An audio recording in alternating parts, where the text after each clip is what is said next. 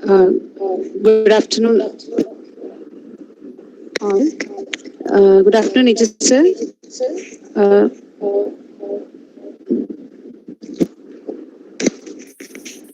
Niju sir, are you there? Yes. Excellency Varghese. So we have actually around 273 registrations, but it seems few are yet to join. Can we wait a few more minutes? Yeah, it's okay. Is it okay, sir? Yeah, it's okay. Okay, sir. Thank you.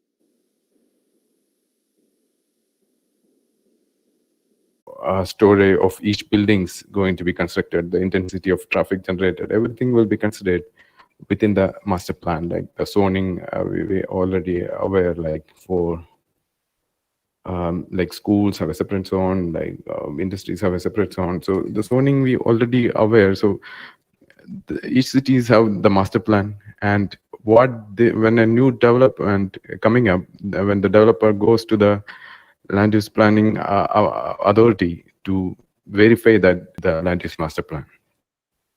Okay, let's quickly move.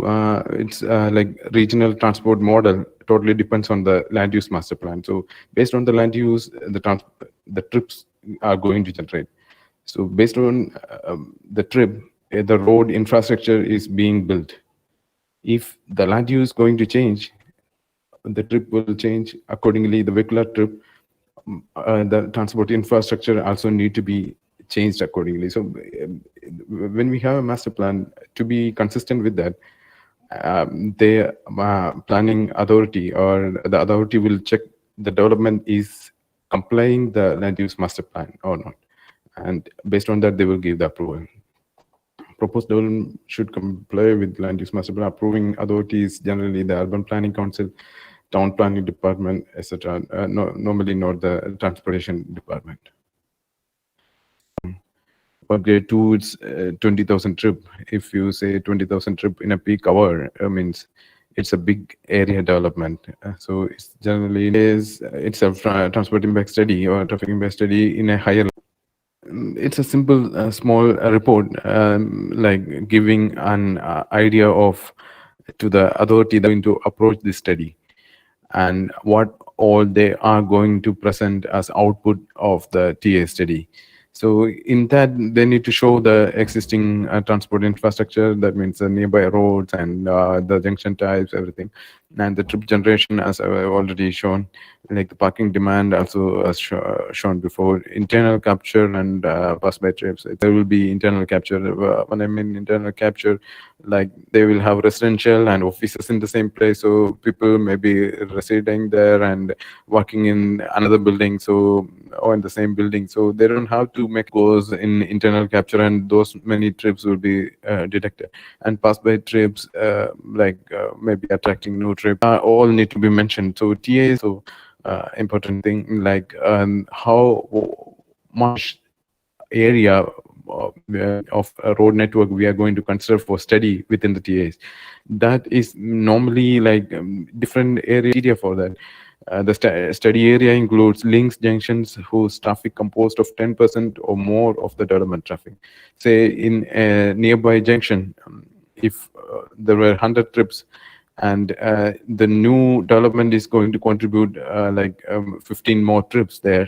So it will be 150. Those junctions need to be like considered for the traffic impact study. That means that 10% or more is composed of this development. If in the next junction maybe it was 200 and only 5 trips from here is going there, then those junctions would. So normally that's how the study area has been done for the TAs. So proposed strategic modeling approach, normally for smaller study, each junctions and links separately. And if it's bigger studies, then the consultant may have to do the strategic modeling as well. So the transport modeling team within the transport is also like major and interesting field, which I also have worked on. And the third thing is the assumptions and agreements in them. It's like how much is going to be the trip distribution. Like as we know, the 4 stages, trip generation we already saw, then the trip attraction and trip generation in and out is there. So the trip generation and attraction is already covered, and the distribution, how it's going to each places, and those may be assumptions. If it's smaller studies, it will be like Excel sheet or other sheet manually we are distributing. So that need to be agreed with the other approving authority, and agreements in the sense those need to be presented and discussed with the approving authority and get agreed. So moving like basically simple words, it's a traffic congestion, how much delay you are going to feel, how much stops we had to make at a junction, or delay in seconds, the queue length, volume capacity ratio, the speed. So it's basically the congestion or density.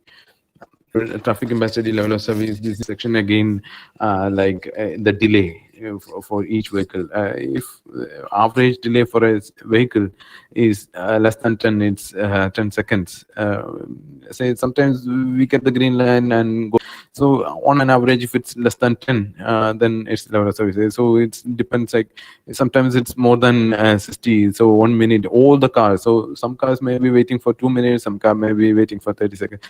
30 seconds. So on an average, if it's more than 55, it's a level of service E. And all the TAs, they don't accept any junction with the mitigation with level of service D or worse. It should be D or better. And volume capacity ratio, also you can say take the capacity as for the intersection, how much is going to be and how much volume is there. So there are different options. Most commonly used software for this are like Synchro and Sidra. Synchro is preferred when you have a network with signals throughout, like coordinated signals or something. If you want to do the Synchro is being used in Abu Dhabi and the Middle East particularly, but you will have different softwares across the world. And experience is more on Middle East. I will be focusing those. Level of service for the priority intersection, it's mainly from the intersection capacity utilization method being used. And in TAs, we need to present finally like intersection number, delay, LOS, and LOS is the level of service. Delay is seconds. In this, all we will get from the software. If you want to explain, the software itself is a different topic, and it will take a lot of time. So if you require, we can discuss separately. And this is like intersection overall delay, LOS, and volume capacity ratio need to be represented. And the worst moment, maybe the east approach or the west approach, north south, whatever, maybe the worst moment, that also need to be mentioned. And this is for the junction. This is a merge diverging. Mostly when it's interchanges and all, it will be merge and diverge or weaving areas that need to be done in HCS software. So or manually, like as we learn in the classes, like high capacity manual methods and all, we can do it by manually, but that will be tedious and lot of time and effort will be wasted. So when we have the software, it's better to make use of those. And weaving analysis. Okay, what is this here? Yeah, quickly, the softwares, and this is as per the Abu Dhabi TS guidelines recommended strategic modeling now in Cube, Voyager, micro simulation in Vissim. That's also interesting part. So this like modeling team will be taking care of this too, and from here the traffic engineering team will be mostly, and it's a asset intersection for the unsignalized and synchro for network signalized junctions, HCS plus for the VV. And this is the level of service sample calculation representation. This is for the junction analysis. This is like overall junction, as I said, all the junctions are working. SN represent the signal roundabout. So these are like for a study, it's already done in a TS. I just copied to reference more than 80 or something, 80 seconds. So this one, not 5. And then you had to see, but in the PM peak and maybe evening peak, it's working. So based on the traffic flow, it's varies. So that's what they want to see. And we will have to see if it's failing in any one of the peak, we may have to do the mitigation. And this is for the VV. Picture representation of level of graphical representation showing with color coding. And for the pedestrian facilities as well, it's quite interesting. Like we normally don't even consider about the pedestrian facilities in our country. Then the level of service for the pedestrian facilities also is being considered. Then the level of service is based on if it's a signalized junction and if the pedestrian feel delay more than 1 minute or more than 40 seconds, then it's level of service E or F. So based on the delay, it's average delay. Hello? Yeah. Oh, I think the presentation is not visible.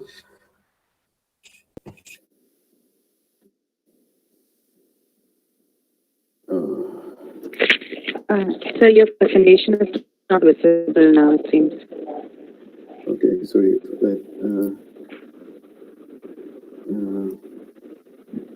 So is it Vinci? Yeah. Are we like? I have a few more slides because we started 10 minutes late. Can I take another 10 minutes or something? Yes, sure, sir. It's no problem. Okay. So I will quickly go through the slides. Like traffic impact studies never can be explained in 1 hour or something. But if I want, not going into the details, then it's easier. But if you want, it's definitely take it. So and it's Change itself need improvement.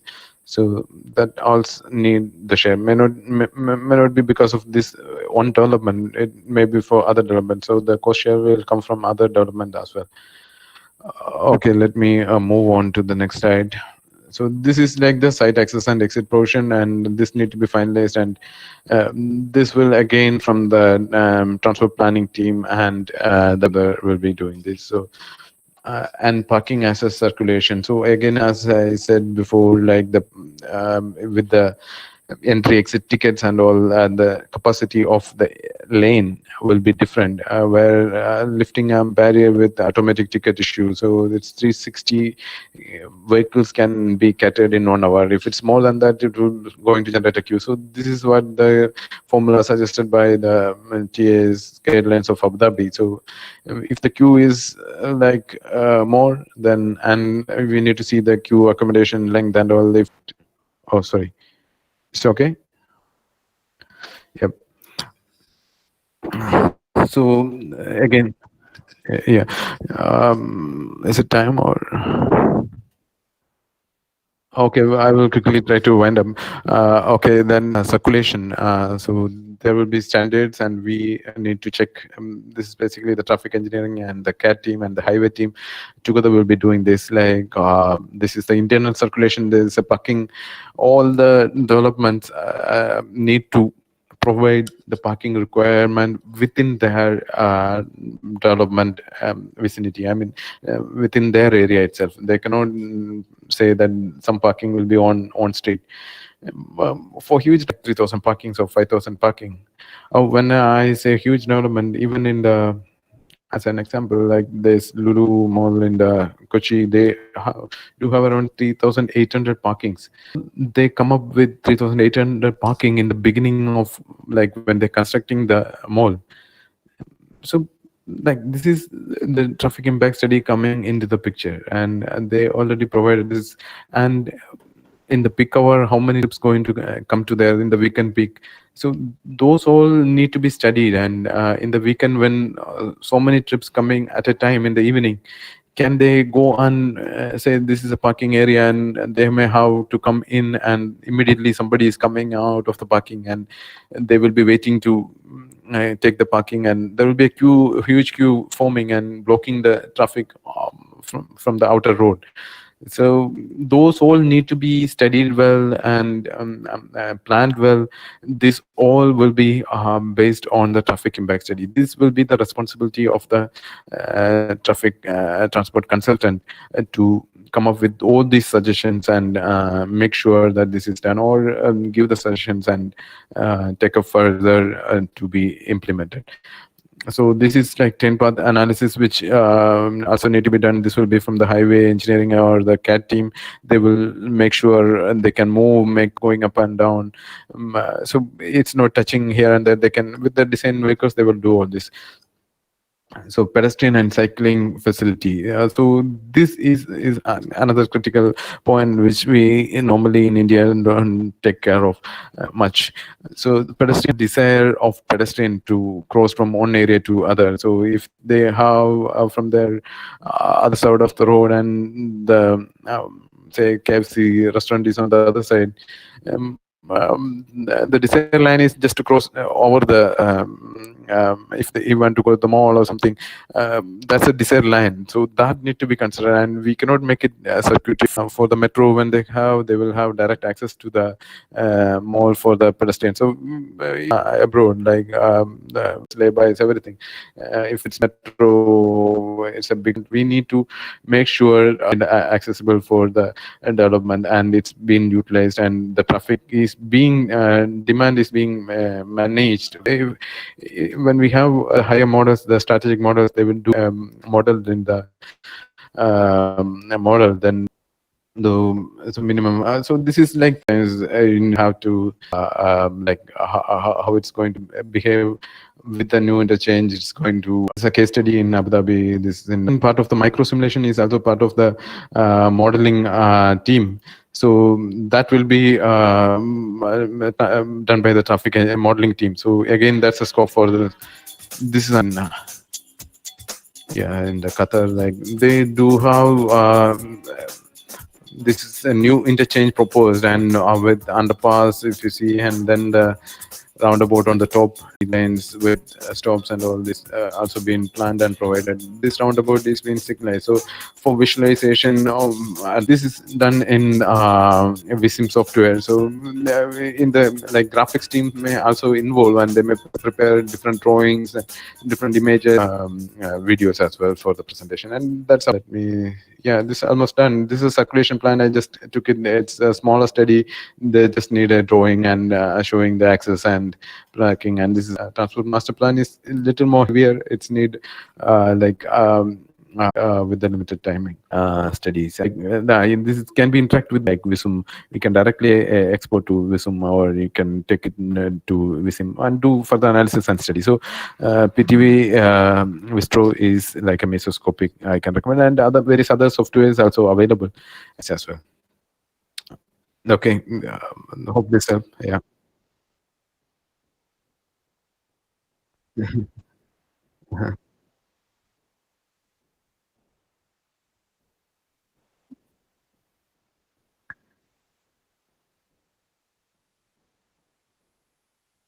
Yeah, so I think I had gone through that slide as well.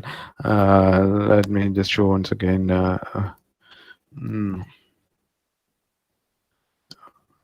Where is my presentation now? Okay. Yeah. So study area, I think I had. So different like regions, they do have TAS done and approved before starting the development. So it is.